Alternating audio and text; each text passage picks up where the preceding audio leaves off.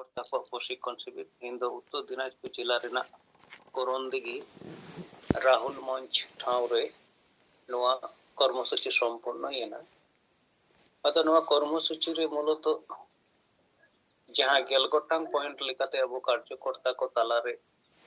प्रशिक्षण शिविर को साब रखा गया जेमन मारे उइहर मारे डहार वो बगिया नवा उइहर नवा डहार वो अपनारा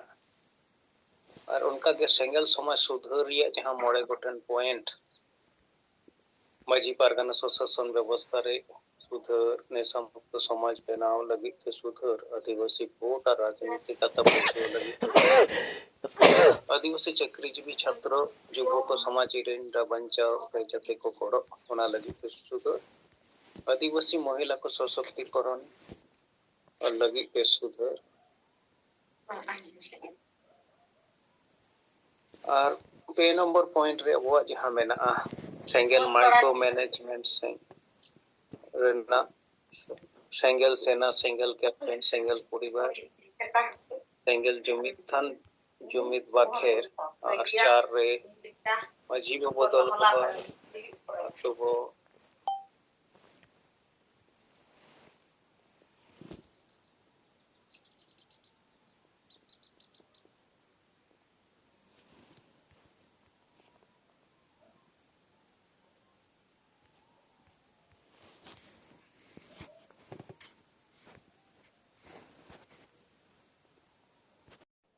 कमियार विचरते ऑल गुरु अतिसम गुरु कन मारांगे परसी जितकरिया सालखान मुर्मू सात रे जहां पॉइंट बिना आदिवासी को बांचाओ कमी दो राजा राममोहन लेका कोटा भारत सेंगल गई कमी करना है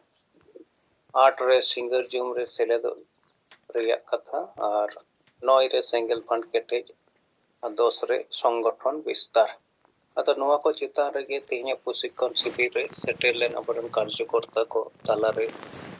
लई सदर होइना तेहने नोआ कर्मसूची रे तो 6टी ब्लॉक एरिया खन कार्यकर्ता को सेटेल को ताहे कना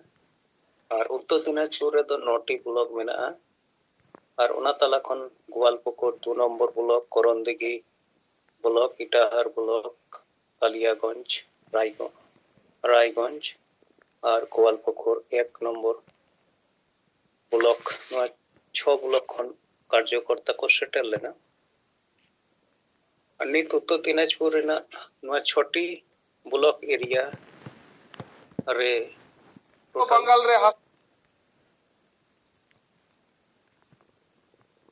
38 इलाका रे अब सेंगेला संगठन विस्तार है दारायकान दिन रे तो 9 ब्लॉक रेना जतो अंचल एरिया संगठन विस्तार लगी ते अबरन कार्यकर्ता को सारे तो टोटल 98टी ग्राम पंचायत मेना तो तेहे सेटल लेन अबरन कार्यकर्ता को तलारे मिटंग नावा ऊर्जा और नित जहां कर्मसूची लिखाते मेना 21 फरवरी सान्ताली प्रथम राजभाषा झारखंड रे हुई मा दोसर तो एटा स्टेट करे हो सेकेंड लैंग्वेज लिखाते राजभाषा लिखाते मान्यता ᱧᱟᱢᱟ नोआ इदी खाते डीएम थ्रू राष्ट्रपति ठेन चिठी जमा रेना कर्मसूची सालाते 21 मार्च 2026 रे सरनाधरम कोट और मारांग बुरु बांचा रुवर ᱧᱟᱢ लगी थे जहां डीएम मार्फत सारगलिपि जमा रेना कर्मसूची नोआ होना कान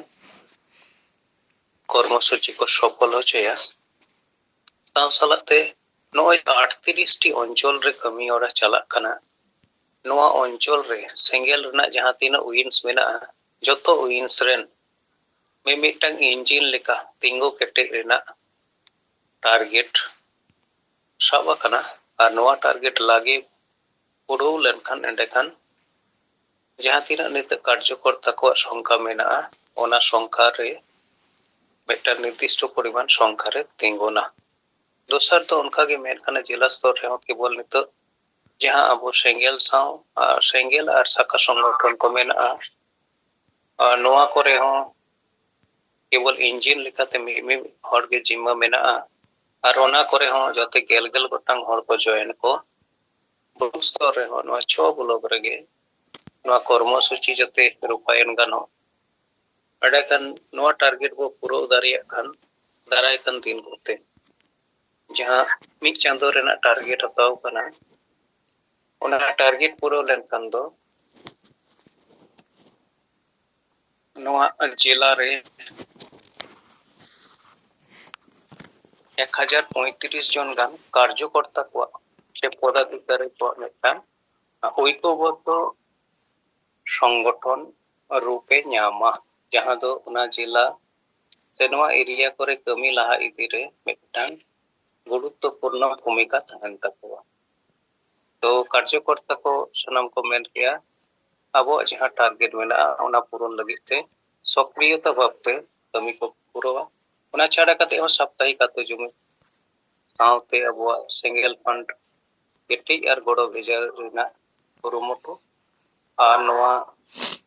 सिंगर जुम रे सेलेदो रिया लगित ते हाँ को जिम्मा को हताव किया तो नवा को विषय खन अटोते रिपोर्ट लिखा रोड बड़ा सनम को दोलाते जो